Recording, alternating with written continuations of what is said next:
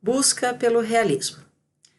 A ideia deste vídeo é apresentar uma reflexão sobre uma história humana de querer representar, querer dar sentido, querer trazer para a nossa história, para a nossa narrativa, para a nossa vida, a representação do mundo.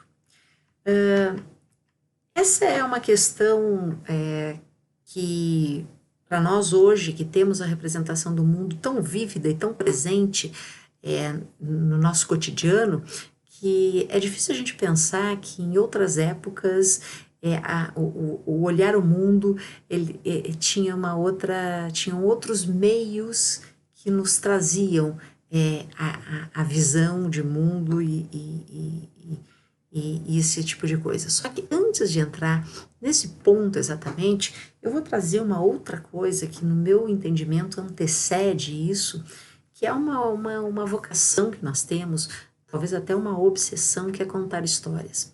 Eu gosto muito dessa foto porque ela mostra uma contação de história, um teatro de sombras, ou seja, é um espetáculo de som e imagem, para uma criança que ainda nem domina a linguagem falada, mas que fica envolta nesse fascínio que existe no contar histórias.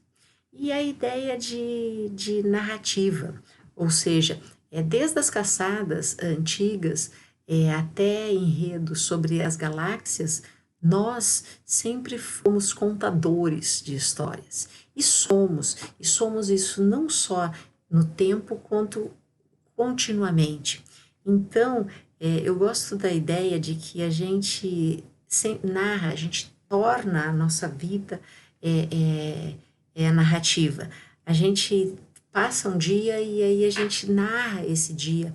Quando termina o dia, ou para as pessoas que não estiveram com a gente, ou se a gente tem um bichinho e a gente conta para ele, ou se não, na nossa própria fala interna, a gente narra.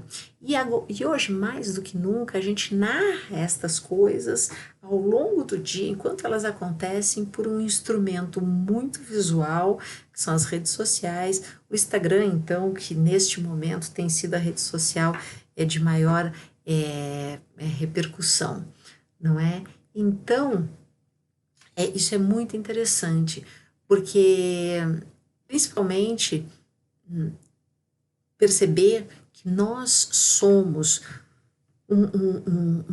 estamos numa fração histórica de uma presença da imagem que antecede a nossa própria existência. Essa aqui é uma outra foto que tenta trazer esse preâmbulo de mostrar que antes de nascer, essa é uma foto de uma ecografia, antes mesmo de nascer, a fotografia já havia nos registrado, para ver o quanto a fotografia marca presença na nossa vida. Só que antes disso, vamos voltar 200 anos. Se nós voltarmos 200 anos na história, não havia sido feita uma fotografia sequer. O primeiro registro fotográfico foi na década de 1820. Então, há 200 anos, nada do que nós vivemos, essa intensidade que a gente vive hoje, não existia. Então, aqui tem uma seleção de imagens, até ela é extraída desse livro Arte e Ilusão do Gombrich. O Gombrich traz muito essa história do realismo. E aqui, então, tem uma pequena seleção de imagens para trazer essa reflexão. Então, hoje é difícil a gente pensar que a representação imagética do mundo natural e os eventos humanos foi uma busca árdua por séculos. Então, aqui a gente tem uma representação do século IV a.C., que para nós não tem nenhum significado de realismo, mas que para aquele contexto em que isso foi feito, essa era a forma realista de se representar. Então, a sequência de imagens que nós vamos ver vai mostrar um pouco disso, vai mostrar o quanto esse contexto histórico-cultural está presente e está dando sentido para aquilo que a gente entende como representação do mundo. Essa aqui é uma pintura do século II a.C., já com qualidades técnicas, vamos dizer assim, bastante sofisticadas. Essa outra aqui, uma qualidade 1 a.C., uma qualidade técnica bastante sofisticada, porque ela faz parte de uma cultura que desenvolveu muito essa qualidade, essa qualidade técnica, que é a cultura grega.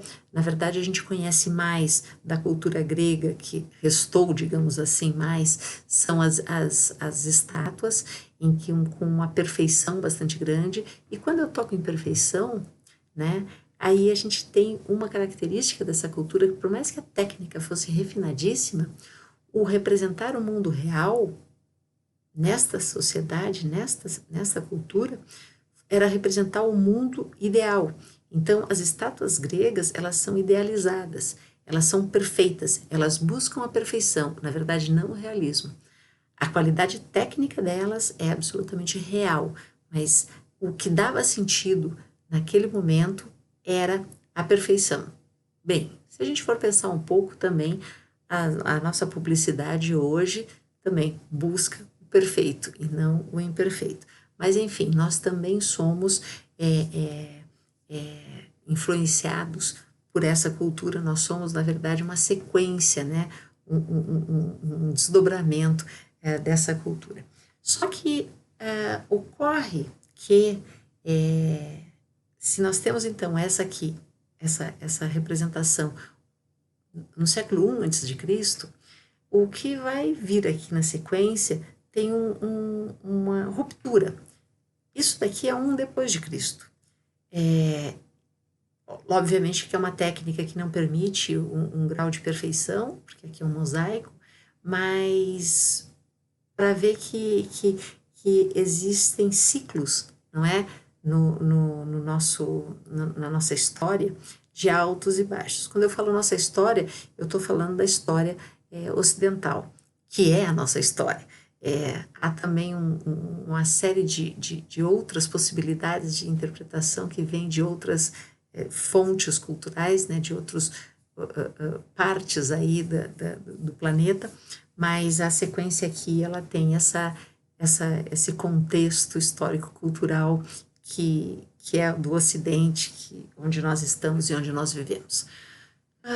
Aqui, então, vamos fazer uma sequência de imagens. Esta imagem aqui, do século III, para nós, com o nosso referencial de realismo, com o nosso repertório fotográfico, ela é pouco realista. Entretanto, ela é a expressão de realismo daquele momento do século III. Temos um outro pulo aqui, em que a gente já vai passar para o século IV, na verdade, é um pulo de um século, mas um crescimento em termos da representação pictória muito significativo. Agora, então, vou colocar mais um tempero aqui nessa fala, que é esta imagem. Essa imagem ela é muito interessante. Essa é de um artista do século XIII, em que ele esteve com um leão na frente dele e ele desenhou esse leão como perfeitamente, com o entendimento dele do que era um leão. Ele tinha ali o animal na sua frente e fez essa representação. Aqui é interessante ver quanto que o nosso olhar ele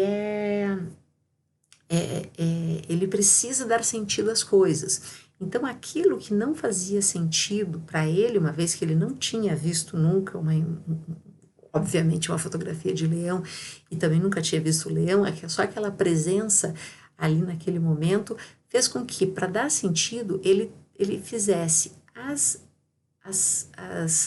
os olhos, orelha, nariz do leão como das pessoas.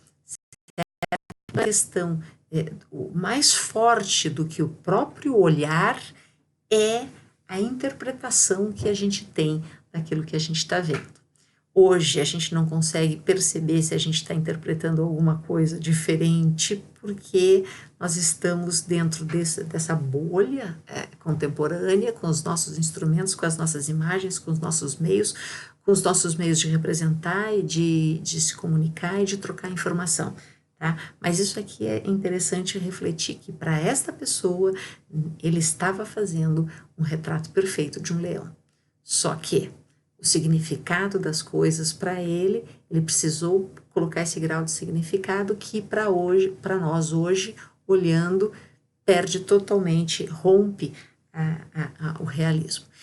E na sequência tem algumas imagens do mesmo artista para mostrar que esse artista, ele não era um artista que não tinha domínio da técnica, tinha sim, muito apurado o domínio da técnica dele. A imagem, esta imagem aqui, ela é bem depois, ela é de 1600, e aqui o ilustrador, o artista, tem um domínio aqui muito acurado, né, da representação das imagens, os cavalos, as pessoas e tudo, mas ele foi representar uma cena, um ocorrido de uma baleia que encalhou numa praia. E ele foi para fazer o retrato desse evento. E ele retratou com uma precisão admirável isso daqui. Só que vamos perceber isso daqui, ó. Olha só que interessante essa representação que ele fez. Isso é para mostrar o quanto a gente precisa dar sentido à representação. Então, no caso, ele não tinha ideia de uma nadadeira. Para nós que vemos leões e baleias desde que nos conhecemos por gente, a gente vê fotografias desses animais, isso daqui é um disparate. Mas como que ele ia compreender aquilo? Imagino que aquela nadadeira está ali, né, morta, em cima de uma baleia morta, que sentido ele pôde dar para aquilo?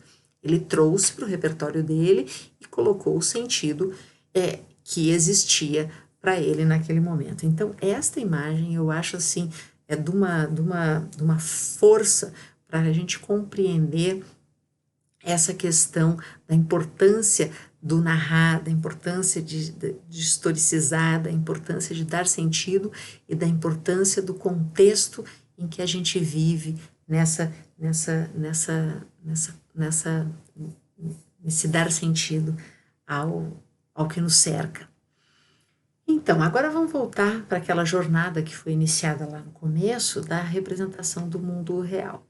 Aqui, então, na sequência de imagens, temos aqui no século XIV uma obra de Giotto, sendo que Giotto foi considerado um choque de realismo.